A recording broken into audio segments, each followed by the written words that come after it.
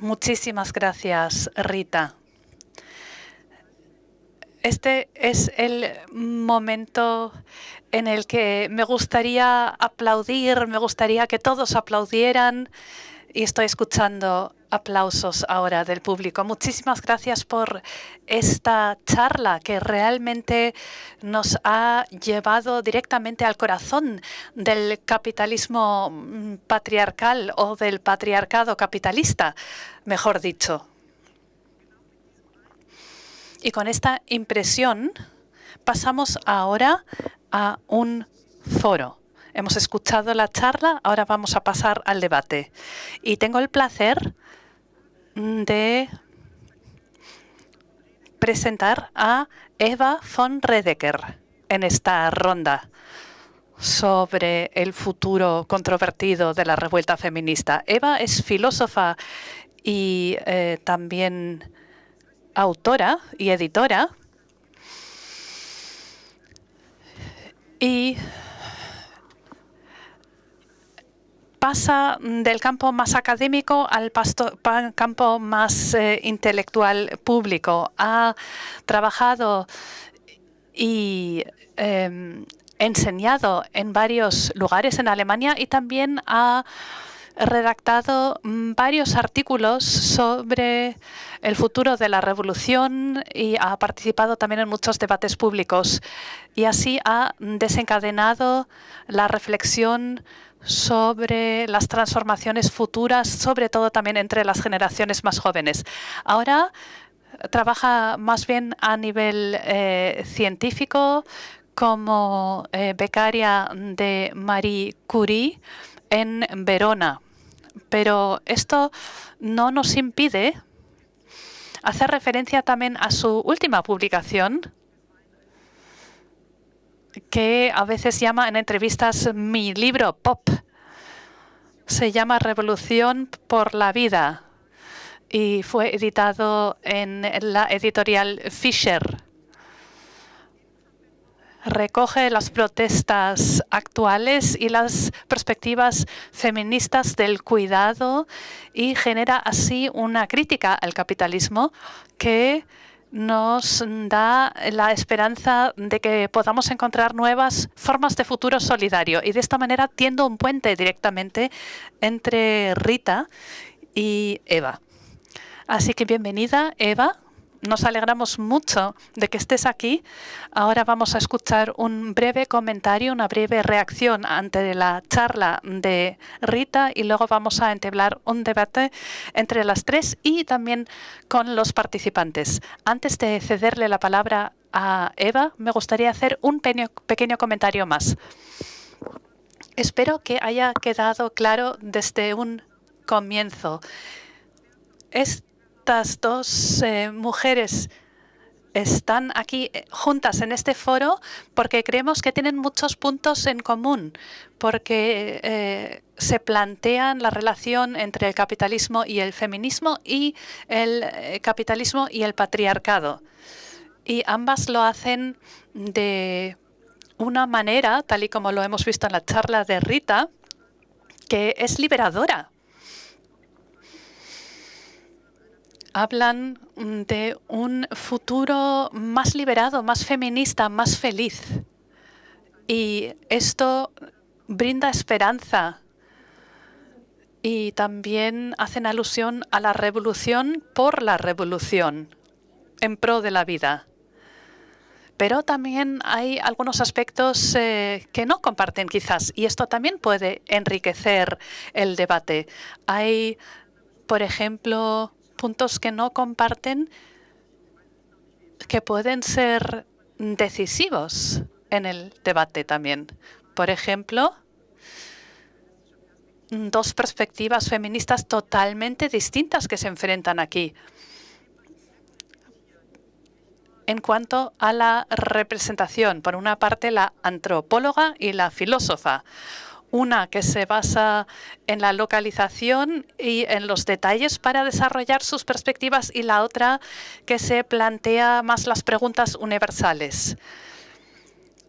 Y también hay una diferencia entre el feminismo latinoamericano que representa el feminismo desde los años 70 hasta la actualidad, un feminismo que siempre ha sido un feminismo de la lucha, del enfrentamiento, y Eva, que representa un feminismo que ha tenido que luchar por el derecho de ser feminista. Así que habrá muchos puntos en común, pero también habrá muchas diferencias y esto será muy interesante en este debate y con ello cedo la palabra a Eva. Muchísimas gracias por esta introducción. Estoy sumamente agradecida de poder participar con dos íconos del movimiento feminista. De momento el sonido está bastante entrecortado.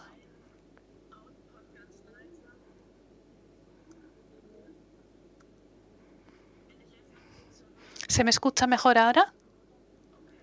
Muy bien. Creo que sigue habiendo un pequeño eco. Bueno, claramente no es un evento presencial, como Rita lo acaba de mencionar también.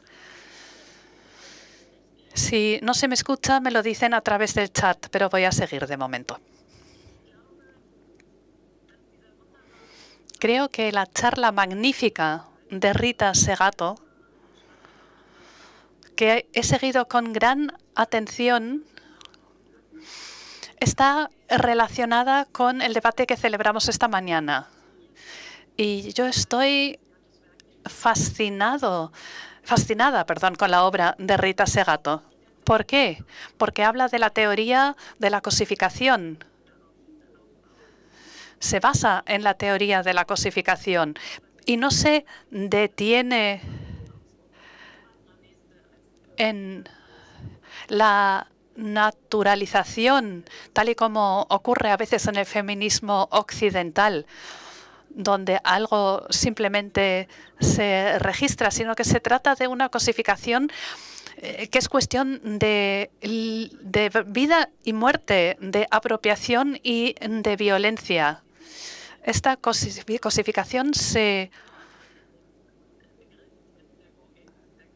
ha incorporado en la pedagogía de la crueldad, que para ella es el proceso mediante el cual algo vital, algo vivo, se convierte en una cosa. Y creo que esto es una respuesta a una cuestión que se planteó esta mañana. Ulrike Hermann habló de Inglaterra y de la revolución industrial y presentó una teoría del capitalismo que en muchos participantes evocó una reacción escéptica, porque la tesis era que las relaciones de explotación, las relaciones injustas que existen actualmente, se deben más a la vertiente política, a los factores políticos, y que el capitalismo no necesita el colonialismo o el patriarcado o la explotación. A pesar de que la historia fue la que fue. Pero Rita Segato ha dicho con razón que esta cuestión no podemos plantearla en un vacío, sino que tenemos que contemplar también la historia. El capitalismo como acumulación de valor y de beneficio siempre cuenta con un paso intermedio de acumulación y de cosificación. O sea, hay que matar el objeto o el sujeto mediante la pedagogía de la crueldad para poder apropiárnoslo. Y por otra parte, podemos mostrar nuestra resistencia mediante un vínculo local, comunitario. mediante el rechazo al individualismo.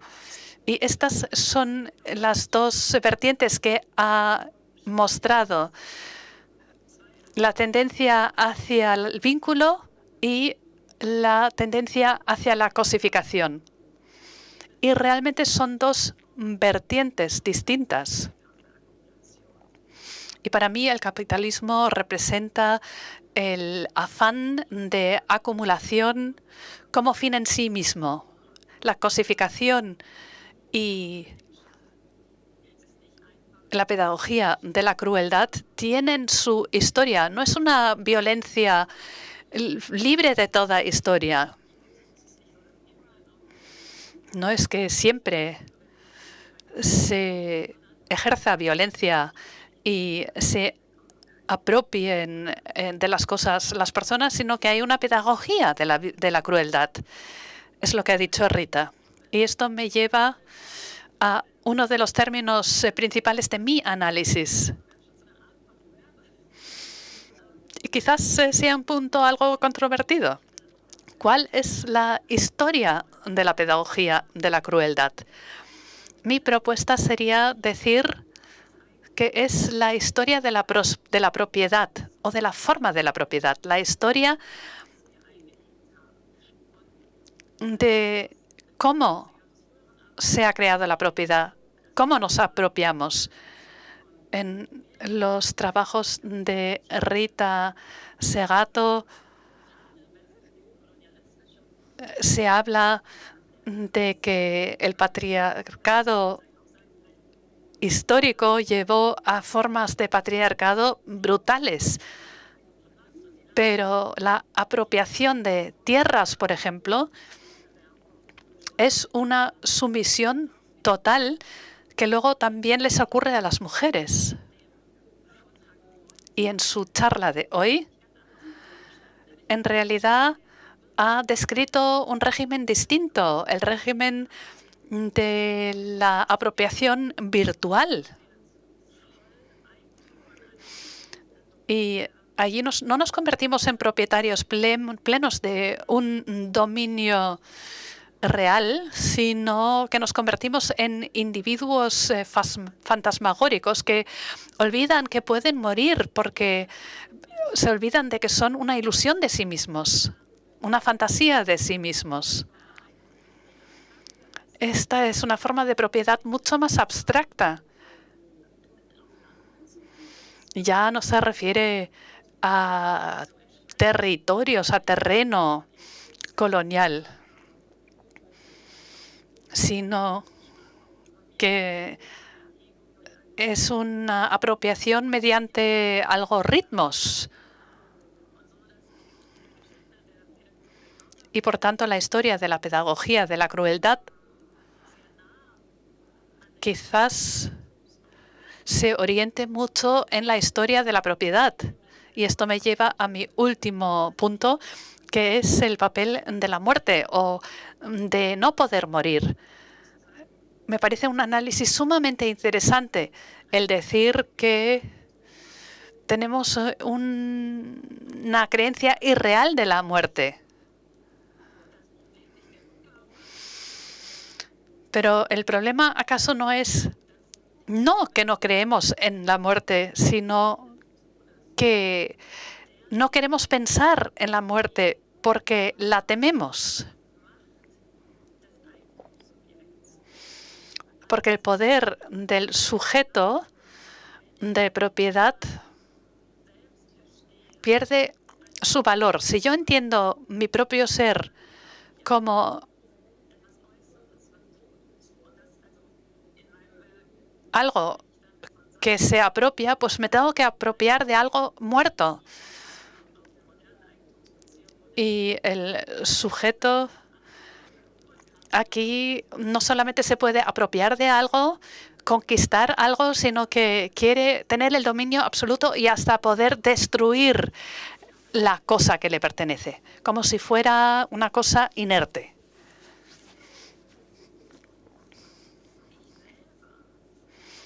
Pero si yo me veo amenazada de la muerte, esto va en contra de mi estatus de propietaria. Esto significa que ya no estoy separada del objeto y yo quiero tener una separación entre el sujeto y el objeto. Todo ello se basa en la relación objeto-sujeto del propietario por encima de sus cosas. Pero el propietario quiere ver la muerte como algo ajeno. Y quizás la respuesta a la no creencia en la muerte o a la idea ingenua de que podemos controlar la vida no es una mera aceptación de la muerte, como podría ocurrir ahora con la pandemia. En muchos países neoliberales, en Brasil, por ejemplo, con su política neoliberal, vemos que la política utiliza el virus para exponer a la población a la muerte, para que las personas sigan creyendo en su propia inmortalidad.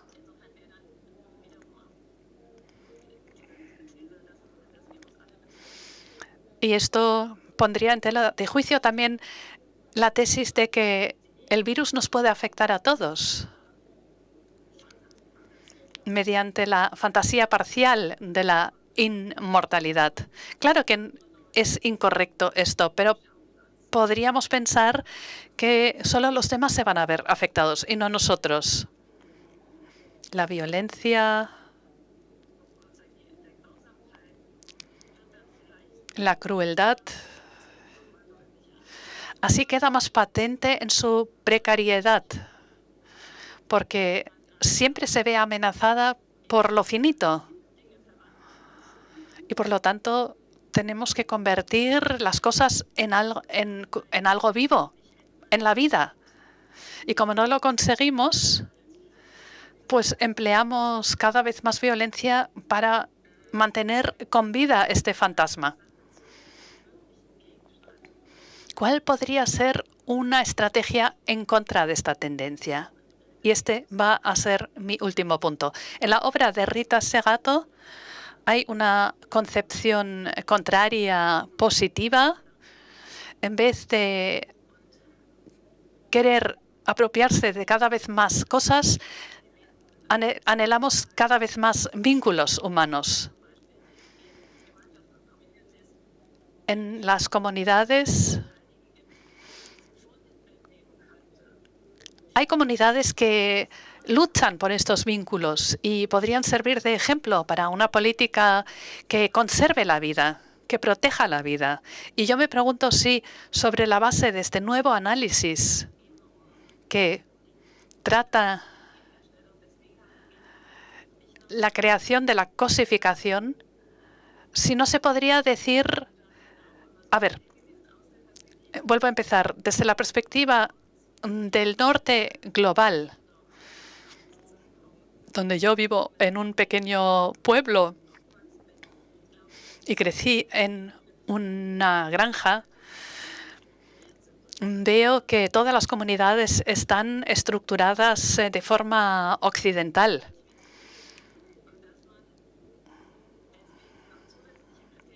Y por lo tanto necesitamos criterios adicionales para ver qué tipo de vínculos deberíamos afirmar para desapropiarnos de las cosas, para no ser crueles. Pero yo creo que no podemos detenernos allí. La subtracción de la crueldad exige trabajar en pro de la vida, y así lo dijo Rita Segato al final de su charla. Y exige crear vínculos que no son neutrales frente a la vida, sino que se regeneran y se renuevan continuamente. Y yo creo que esto es lo que más me interesa. En la charla de Rita parecía a veces que cualquier abstracción adicional de la relación violenta o cruel empeora las cosas todavía más. Los videojuegos, la comunicación a través de Zoom, que funciona solo a medias, que todo esto hace que la violencia se vuelva más virulenta todavía, más frecuente todavía. Pero yo me pregunto si las posibilidades más abstractas de la comunicación no entrañan también potenciales de establecimientos de vínculos que podríamos emplear para contraactuar frente a la crueldad, a la violencia. Hay comunidades originarias que se han conservado a pesar del capitalismo y fuera del capitalismo, pero quizás dentro de las formas más abstractas también tengamos la posibilidad de contraactuar contra estas tendencias y de optar por unos vínculos positivos. Y de esta manera la pedagogía de la crueldad sería algo más dialéctica. Y en los nuevos estadios podría brindarse también potenciales de emancipación.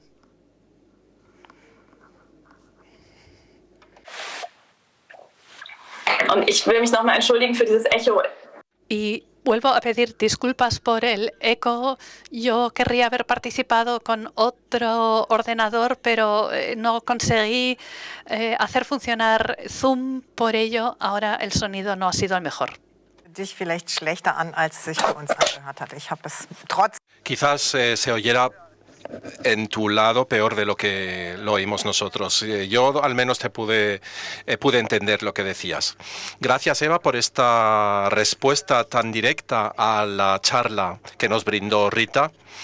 Justamente correspondes a mi esperanza de entablar un diálogo y de clarificar muchas aseveraciones y observaciones. Rita, quizás puedas referirte a cómo te recibió Eva, digamos, ¿no? La propiedad es, digamos, el núcleo, el meollo de la cuestión. Y creo que es lo que impulsa la argumentación o es el pivote alrededor del cual versan los argumentos. Para resumir yo, lo que entendí yo, a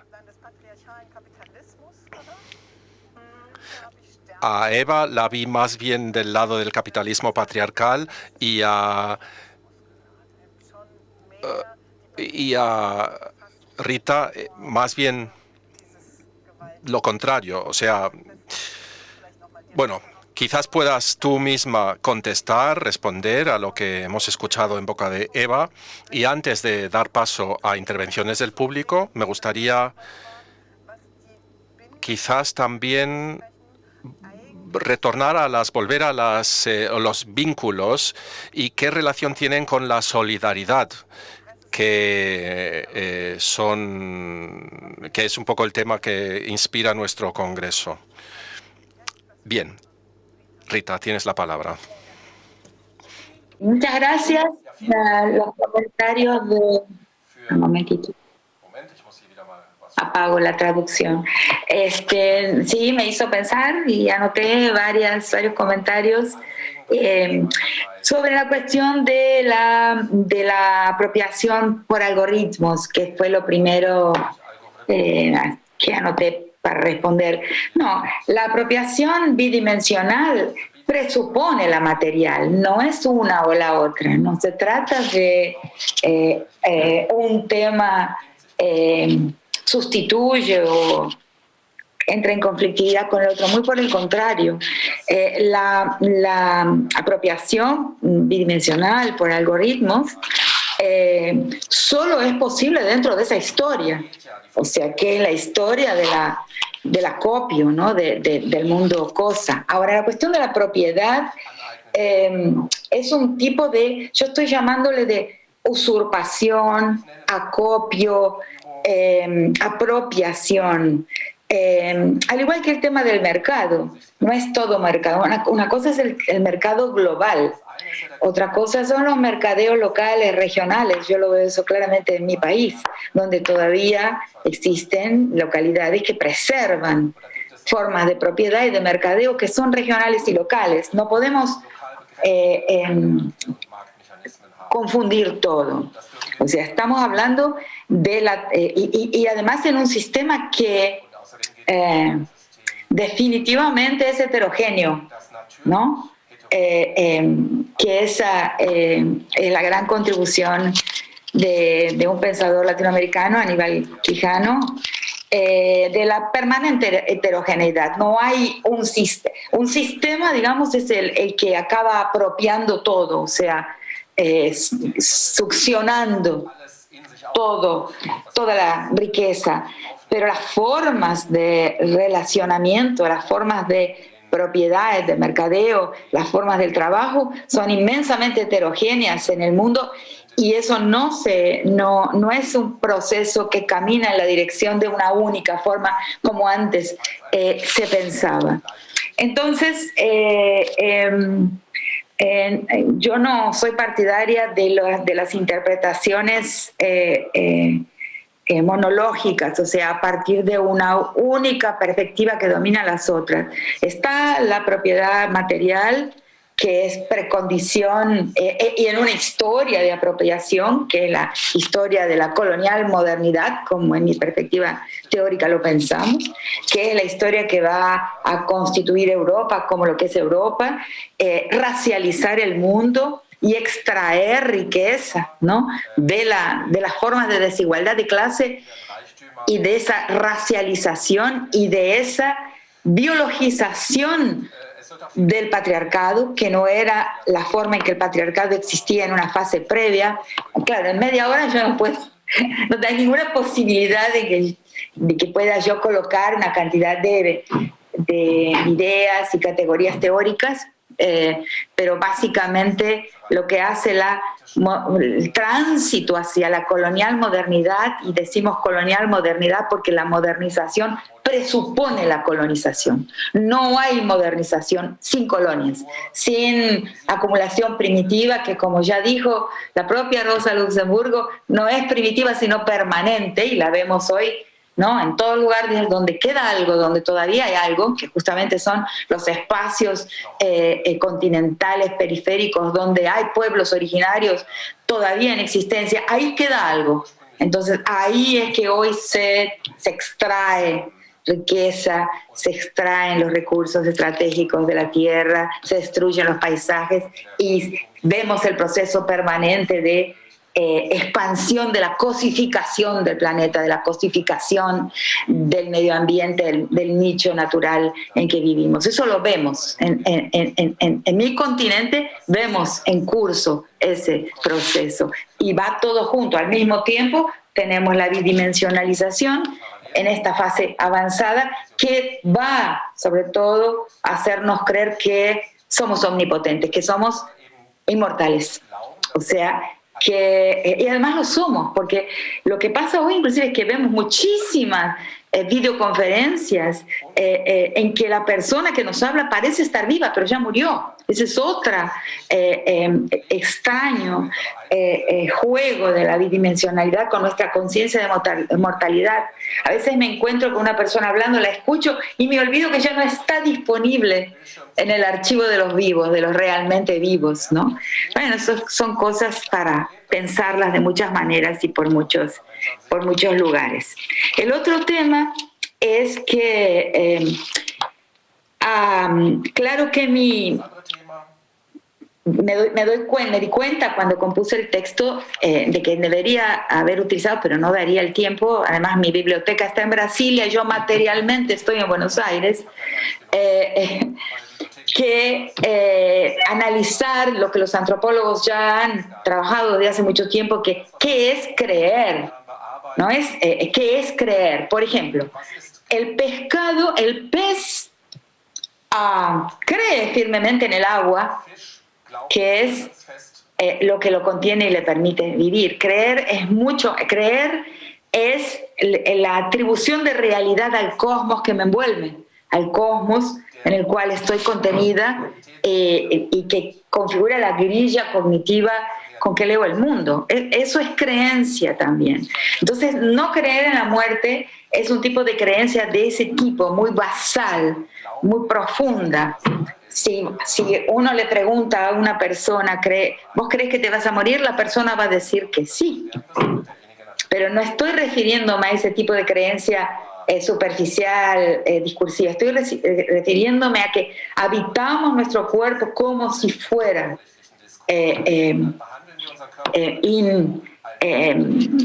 invulnerable.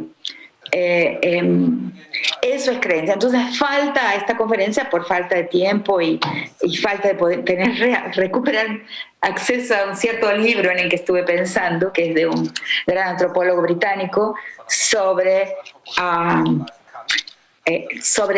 qué es creer. Creemos en lo que sentimos y no creemos en lo que no sentimos. Luego lo que sentimos es aproximado por la razón, ¿no?, que lo reviste de un argumento. Pero ahí hay grandes complejidades que no tenemos tiempo para tratar en este momento. Por el otro lado, un tema muy interesante: en todo régimen persiste en un doblez del régimen su antítesis, ¿no? En todo régimen habita su negación. Entonces, claro, todo nos lleva hoy en esta estupidez, como le llamo al principio de mi conferencia, y ahí recordé una anécdota que es tragicómica, ¿no? Reírse es importante también. Es triste, en realidad, que es una anécdota de mucho tiempo atrás, no sé siquiera si la puedo recuperar por internet, que es de una pareja en luna de miel de jóvenes japoneses recién casados que van al safari de Kenia, y salió en los diarios. Yo en ese momento vivía en el Reino Unido, que en ese acostumbramiento que tiene la civilización japonesa, antes inclusive que el occidente, posiblemente, a la bidimensionalidad, a la fotografía, están en el safari y ven un león y se bajan a fotografiarlo y se los comen. Eso es no creer en la muerte. Voy a recuperar ese ejemplo y lo voy a colocar en mi texto. Eso es estar entrenado, configurado, programado por la bidimensionalidad para no creer que uno puede ser comido por un león. Claro, es algo remoto. En Japón debe ser remotísimo. Bueno, bien. Y luego la cuestión de cómo se cambia el mundo, ¿no? Y ahí hay varios problemas que también en algunos textos los he tratado, pero de alguna manera hay dos problemas acá. Uno es la crisis del discurso moral. Es imposible hoy en día darle potencia al discurso humanitario. Y eso lo tenemos que reconocer, porque si no lo reconocemos vamos a perder mucho tiempo. O sea, acá hay uno de los participantes que coloca una pregunta sobre Guatemala, sobre las crueldades tremendo, ¿no?, del genocidio guatemalteco, formas de crueldad inaudita. Y yo tuve la experiencia de preparar uno. Rita, creo que desde Frankfurt están intentando interrumpirla. Durante ese genocidio guatemalteco. Y lo que me he dado cuenta es que la relación de las barbaries no toca ya el corazón de quien está habituado a escucharlas, porque ya están normalizadas. Nuestra época ya se acostumbró a normalizar la barbarie. Es muy difícil decir esto y me gustaría saber cómo fue durante la Alemania nazista, si hubo esa normalización de la barbarie. Quizás no de la misma manera porque de alguna forma estaba más oculta, no lo sé. Pero hoy, como la barbarie está en los diarios, está en las fotos y es accesible, de alguna manera bajamos los brazos. Como bajamos los brazos con relación a Palestina, como bajamos los brazos con relación a Siria, como bajamos los brazos con relación al mundo kurdo, de las kurdas, a la prisión de Öcalan, ¿no? El prisionero más antiguo, tan aislado en una isla que por mucho tiempo no se sabe si todavía está vivo o ya murió. Bajamos los brazos porque no hay más argumento, porque así es la vida, así es la historia, así somos los seres humanos. No tenemos, no existe más el impacto y la seducción. Debido a que estoy dependiendo de la traducción, intento siempre encontrar el momento de meter una palabrita sin ser descortés y cortarte la palabra, Rita. Perdona.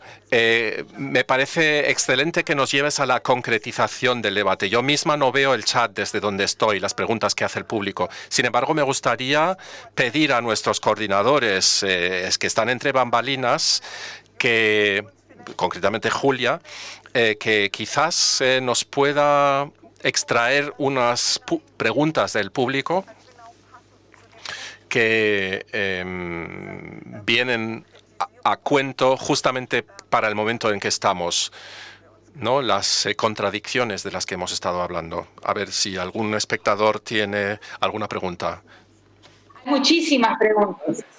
A lot of questions. Many questions. Genau. Most of them in German, so I cannot read them.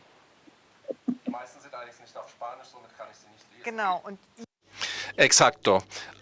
Julia nos las va a resumir. Habla Julia. Gracias.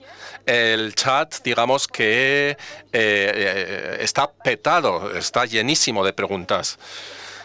Muchísimas gracias. No sé si vamos a poder retomar el hilo ahí donde lo dejamos. Y cuando oímos de una pareja japonesa que fue comida por un león, no sé si vamos a poder transitar hacia otros temas. ¿Qué es el trabajo por la vida? El arraigo comunal. ¿Qué es? ¿Cómo podemos, en nuestra lucha diaria, pero también en relación a nuestros propios cuerpos, cómo podemos volver a ese arraigo comunal?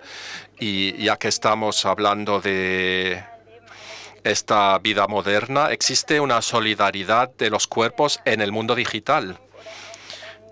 Luego el arraigo, la solidaridad dentro de lo comunal son cuestiones que se tocan en el chat, en las preguntas. En Occidente reinan las cosas. ¿Puede haber arraigo comunal donde reinan las cosas, la cosificación, o es algo que se excluye mutuamente? ¿Acaso siempre es algo positivo? Mezclar la naturaleza con la vida humana, ¿acaso no es cruel la naturaleza?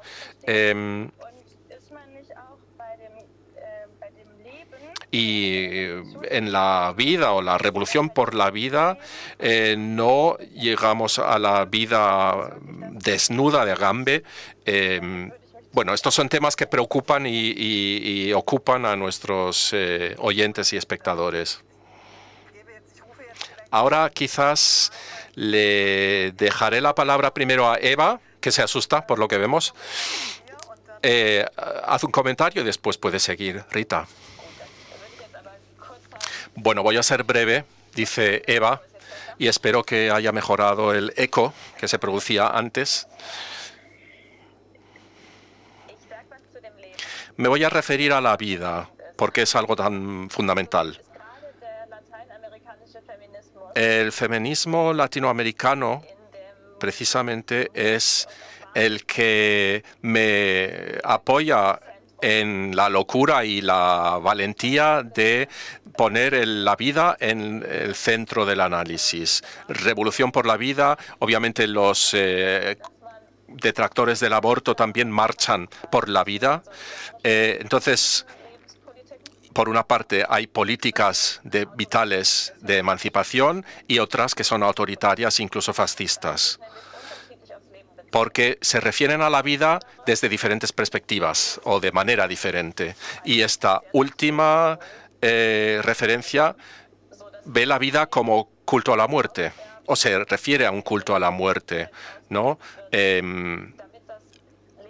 Dicen que donde hay cosificación se limita la vida, como por ejemplo la capacidad reproductiva de las mujeres apropiada en el patriarcado, o también el mundo laboral, fenómenos parecidos.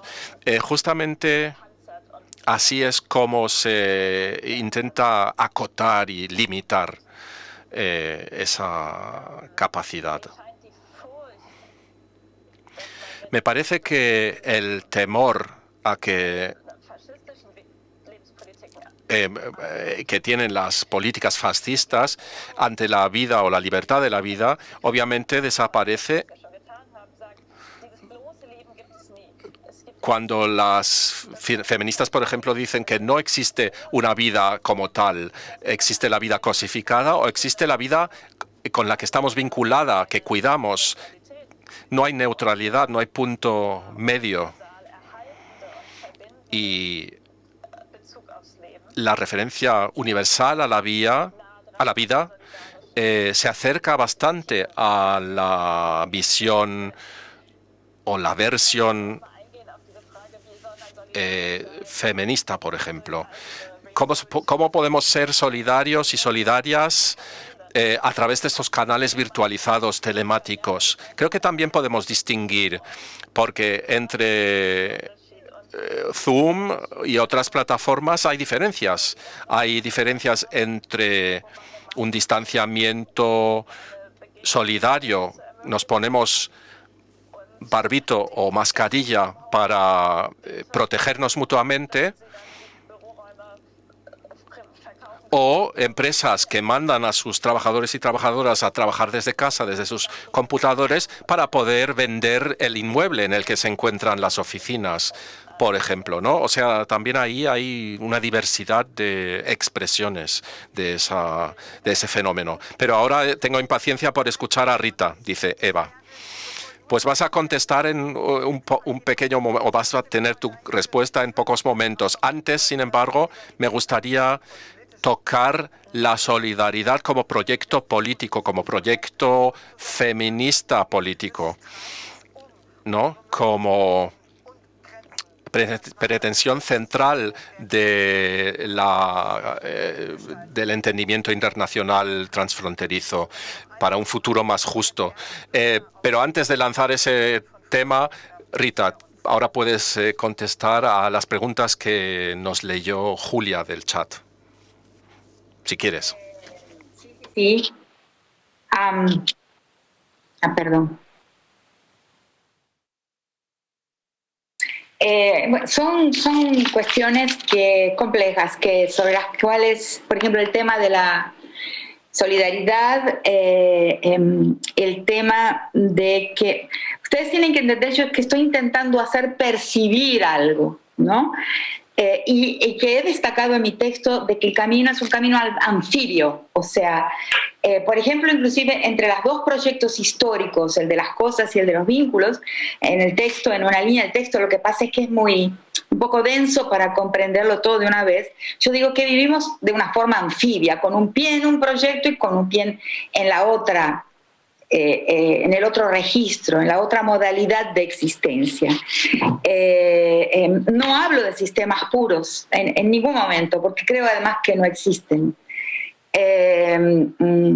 Entonces, sobre el tema de la solidaridad, claro, y sobre el tema de cómo es útil poder estar conversando hoy, claro, es útil, ¿no?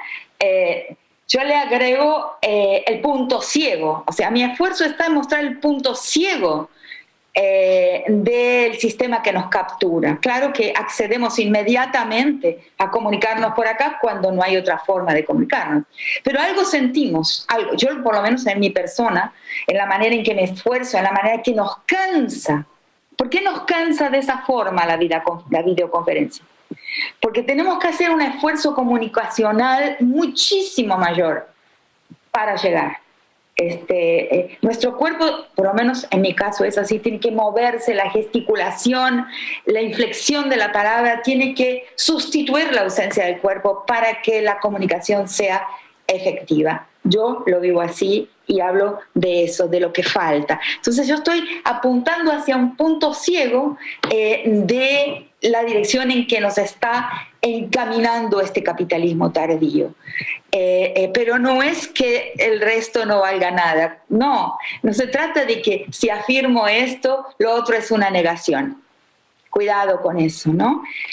No hay, bueno, yo soy muy crítica de lo que llamo la neurosis monoteísta de Europa, aún de aquellos que no son creyentes, porque un único Dios, una única verdad, una única belleza, una única forma del bien. O sea, si esto es bien, el otro es mal. Al contrario, defiendo lo que he descubierto no hace mucho tiempo, que es la lógica paraconsistente. A y no A pueden ser verdad al mismo tiempo. Esa es una lógica que es operativa en los pueblos. Así han sobrevivido las comunidades negras en nuestro continente, gracias a poder decir, soy cristiano, pero también soy macumbero, también soy candomblessista. Soy cristiano, pero también soy pachamámico. Eso se llama la lógica paraconsistente y es más grande y es mayor, es más potente y más capaz de garantizar la sobrevivencia. Y eso lo vemos en los 500 años de sobrevivencia a una masacre continua todo ese tiempo. Entonces, no es o uno u otro. Eso es la lógica clásica, la lógica de la consistencia. Yo de repente he venido descubriendo que la lógica que como antropóloga he visto operar en los pueblos tiene un nombre. Hay una filosofía hoy que la ha nombrado, y también Lacan la ha nombrado como el no todo. Pero bueno, entonces estoy apuntando en la dirección de algo que es así, no es porque las otras cosas no existen o no estén también operativas y tengan su importancia. Entonces, en el tema de la solidaridad, claro, la solidaridad es fundamental, pero algo que he dicho en otro lugar es que a las máximas de la Revolución Francesa, igualdad, libertad, fraternidad, le falta una cuarta. Lo dije en uno de los campus de la Sorbona. Fue horrible. Una verdadera herejía. La cuarta es reciprocidad, pluralidad. O sea, reciprocidad y solidaridad no son iguales. La solidaridad es importantísima. La reciprocidad arraiga y comunaliza. La solidaridad puede proceder desde el cielo de un tercero. Es importante, la necesitamos. Permite sobrevivir en muchas situaciones. Pero lo que arraiga es la reciprocidad frente al otro, el yo-tú, la intersubjetividad. En fin, temas que la filosofía occidental ya ha tratado también, ¿no? El existencialismo, etc. El yo-tú, que es la forma de existir. Tú me das, yo te doy. Nos relacionamos. No son iguales la solidaridad y la reciprocidad. Es un gran tema que no hay tiempo para tratar ahora, ¿no? El otro tema es si la naturaleza no es cruel. La naturaleza es perversa, no es perversa, es cruel porque en ella leemos como cruel el hecho de que en ella está la muerte. Pero lo tremendo es la perversión que es humana. O sea, hago una distinción ahí.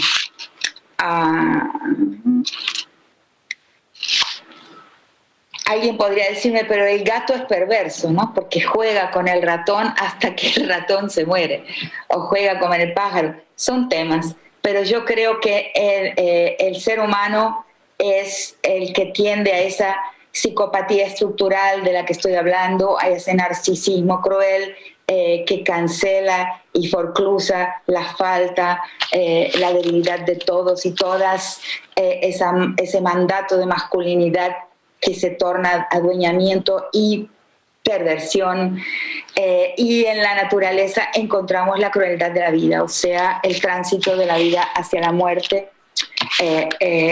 No son iguales las crueldades humanas y las de la naturaleza. Pero es un tema, es una pregunta respetable que hay que pensar. Luego el tema de por dónde le salimos a esta situación, ¿no? Yo creo que el secreto no se cambia el deseo por decreto. No se puede, así como también tengo mis dudas de si sea posible cambiar el lenguaje por decreto. No creo mucho en los decretos, creo sí en el tránsito del deseo, en el camino del deseo, en la mutación de los deseos. Creo que la historia se reorienta en otra dirección si nuestros deseos cambian, si nuestros deseos se dirigen a otro rumbo si encontramos que lo que nos hace más feliz es la vinculación, la vincularidad, la compañía o la adquisición de las cosas. Así, el tema de la felicidad es central.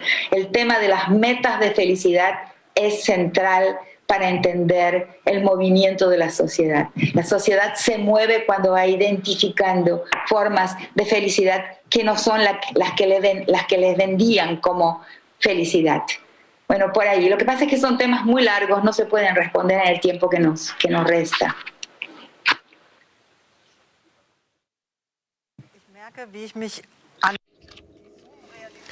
Pues yo me estoy acostumbrando a Zoom y físicamente he sentido que Eva quería responder nuevamente, o sea, lo he sentido físicamente y parece que el Zoom ya me está contando algo, pero me gustaría añadir una cosa más. Yo, así como entiendo las cosas,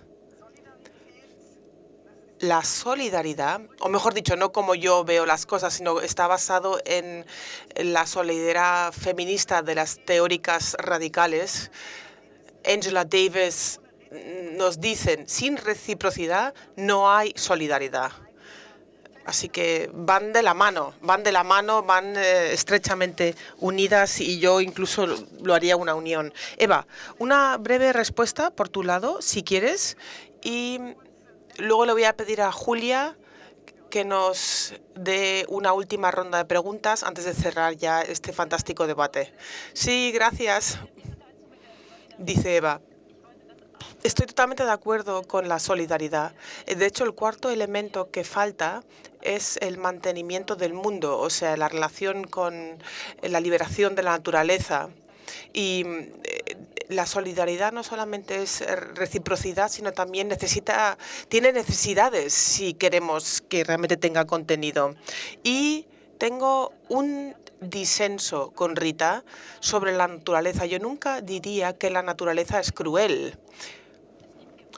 Hay violencia en la naturaleza, pero hay dos cortes que ponemos en el capitalismo moderno entre sujeto y objeto y lo que es valor, que no existen en la naturaleza y que son responsables de mucha destrucción. Ya. Pero aún así no es armonioso, hay que seguir luchando, trabajando para que se pueda hacer frente a estos retos.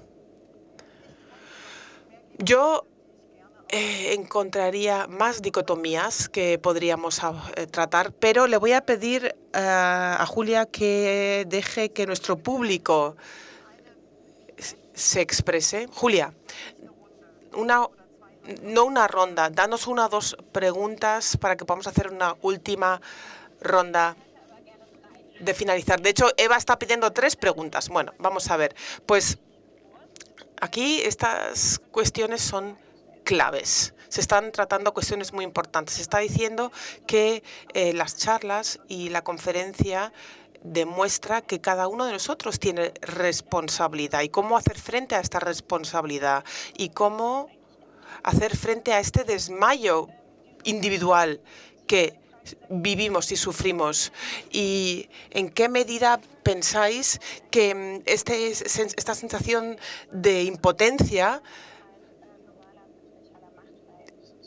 está en consonancia con las estructuras patriarcales de poder? O sea, la pregunta de la impotencia. Y luego, este dolor global ¿cómo se puede sentir el dolor global, pero ahora sí actuar a nivel local y seguir luchando por esa solidaridad y esa empatía a nivel global? Muchas gracias y hasta más tarde.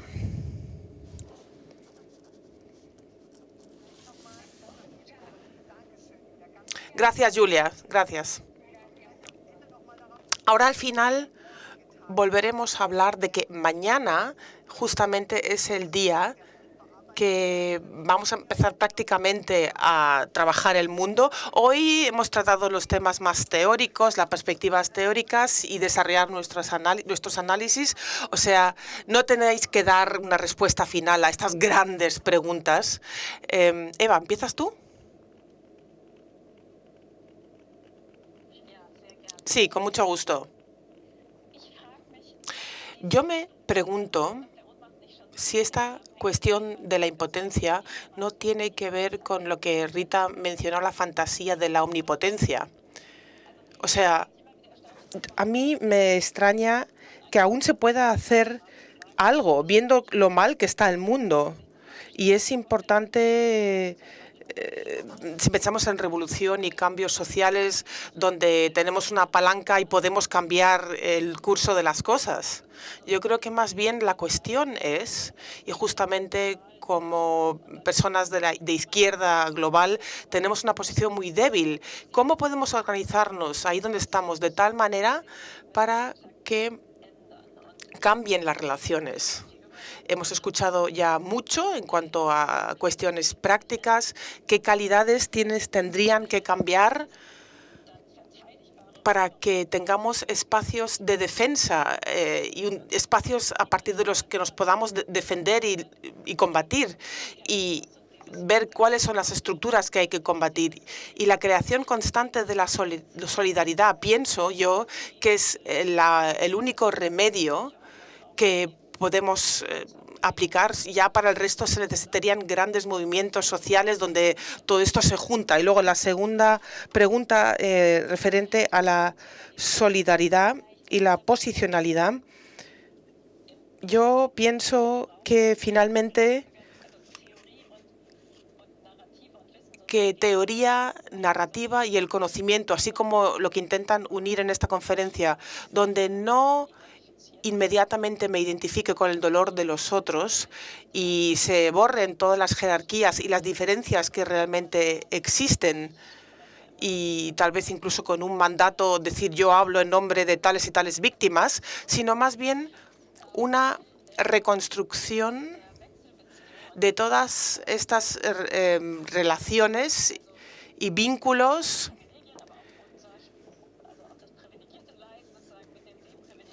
que une el sufrimiento privilegiado con el sufrimiento desprivilegiado. Esto pienso yo que sería la tarea por hacer. Bien, dice la moderadora. Yo creo que Rita esto ya lo ha manifestado, por lo que se la conoce, una pluralista radical. Ahora espero que con sus palabras finales nos convenza de su optimismo de la voluntad y con el tema de la solidaridad, con evidencias y empíricamente se pueda demostrar las fortalezas del movimiento latinoamericano. La palabra final es tuya, Rita. Bueno,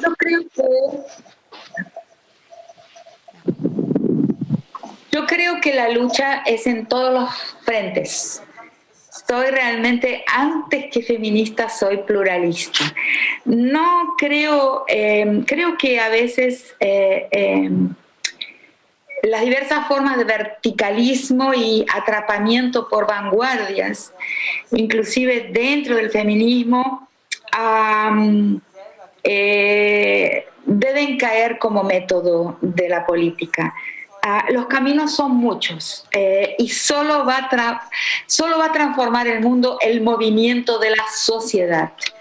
Por eso es muy importante hacer una diferencia entre el movimiento de la sociedad y los movimientos sociales.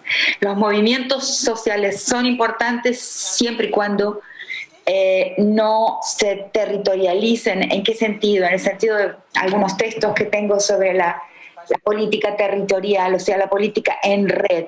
Si sos de mi red, si sos de mi grupo, te respeto y te escucho, pero tendrás que acatar un cierto verticalismo. Eso no ha dado resultado. O sea, por mucho tiempo cultivamos esa forma de hacer política y los feminismos inclusive, los digo en plural, han quedado un poco atrapados, colonizados, yo diría, por esa fase de la política. Lo que es necesario es pensar la política por caminos nuevos. O sea, nuestra imaginación política necesita despertar y está dormida. Y yo soy parte, no tengo una bola de cristal para decir cómo lo hacemos. Solo sé que solo la sociedad con sus diversas soluciones va a encontrar un camino y que ese camino es plural. Por eso inclusive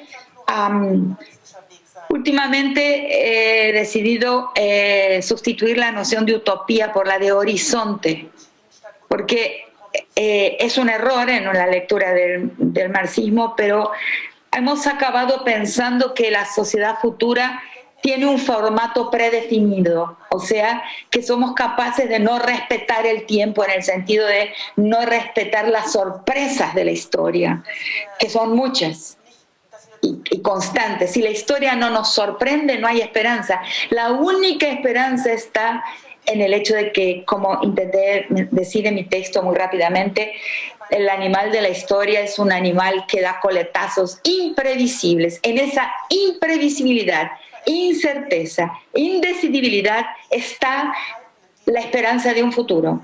Y el horizonte es abierto. Yo no sé cómo debe ser ese futuro, porque intentar predecirlo, imaginarlo y cerrarlo en una obligación ya sería cometer un error que ya ha sido cometido y que ha llevado al fracaso muchísimas veces. Entonces yo sí creo en ese movimiento de las mujeres en las calles, tiene unas características diferentes. Y creo, no tengo tiempo de desarrollarlo aquí, en que masculino y femenino no son dos cuerpos, naturalmente, son dos historias. Una que sucede al aire libre, en el espacio público, y otra que sucede y que ha sucedido a lo largo de milenios en el espacio de las cocinas. Yo creo que la cocina salió a la calle. Tomó la calle. Eso es lo que pasó aquí entre nosotros. Y que hay que indagar qué características tiene esa politicidad. Yo he llegado a unos 5 adjetivos, son muy pocos, pero hay algo de la historia de lo doméstico que tiene que tomar la política. O sea, hemos acatado la minoritización, hemos acatado al sujeto universal, que en el fondo, en el imaginario, ya sabemos, porque las feministas lo han dicho desde hace mucho tiempo, es un hombre blanco, letrado, propietario y paterfamilias, porque heterosexual no sabemos si es realmente, pero paterfamilias es dueño de una familia. Entonces, ya el feminismo ya habló de la crítica de este sujeto universal, pero ¿por qué acatamos la minoritización, no? El confinamiento en una idea de identidad política de una identidad minoritaria, también las otras identidades defectivas con relación a ese sujeto universal. Eso se tiene que romper. Eso se tiene que romper. No hay minorías y no hay sujeto universal. La colonialidad, la modernidad colonial o la colonial modernidad inventó la normalidad. Antes de la modernidad, el sujeto normal no existía. no existía. Entonces eso se tiene que romper. Cuando todo eso se rompa por nuestras insatisfacciones, por nuestras incomodidades, se rompa en las chicas, en las niñas, en las trans, en todos los lugares donde habita el femenino. Cuando esa minoritización se rompa y se descubra la politicidad inherente a la historia de la feminidad, quizás el mundo pueda cambiar y se pueda encerrar lo que he llamado la prehistoria patriarcal de la humanidad.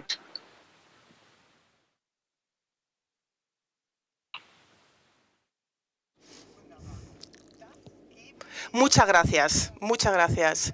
Pues esto se lo vamos a transmitir a todos aquellos que a partir de mañana van a hablar de reparar, solidarizar y construir. Se lo vamos a dar como encomienda, como idea, para que lo sigan tratando mañana. Así que muchísimas gracias por el tiempo, por la energía, por estos vínculos que hemos establecido, por este fantástico debate y vuestras contribuciones. Aún no os vayáis, por favor. Así que os recuerdo, mañana a las 11 seguimos. Tenemos aún un día largo e interesante ante nosotros. Y ahora, para finalizar, quiero decir que soy una nueva aficionada de este encuentro digital que nos están ofreciendo los organizadores. Yo hubiera dicho que estoy de acuerdo con lo que dice Rita, que la bidimensionalidad me está ya cargando y aburriendo, pero tengo que decir que ayer lo pasé súper bien en la plataforma de encuentro virtual. Incluso existe la posibilidad de encontrarse en cuartos separados para hablar sobre otros, discutir y sí, una nueva forma del encuentro. Así que espero que nos encontremos ahora de nuevo todos, tal vez en la esquina de las fumadoras, por ejemplo. Gracias. Y gracias también por las traducciones. Yo no he entendido nada sin los intérpretes, así que muchas gracias a los intérpretes. Sí, tenemos que dar gracias a tanta gente, a los intérpretes, a los técnicos, a todas las personas que han participado en el público y han hecho estas fantásticas preguntas para todo el mundo. Muchas gracias. Me da mucha pena que se pierda el esfuerzo de las preguntas, que son largas, a veces en páginas enteras. Creo que habría que salvarlas y recuperarlas porque la gente ha hecho un gran esfuerzo para escribir preguntas muy argumentadas. Si se puede pedir a los organizadores que las rescaten y las salven, las guarden.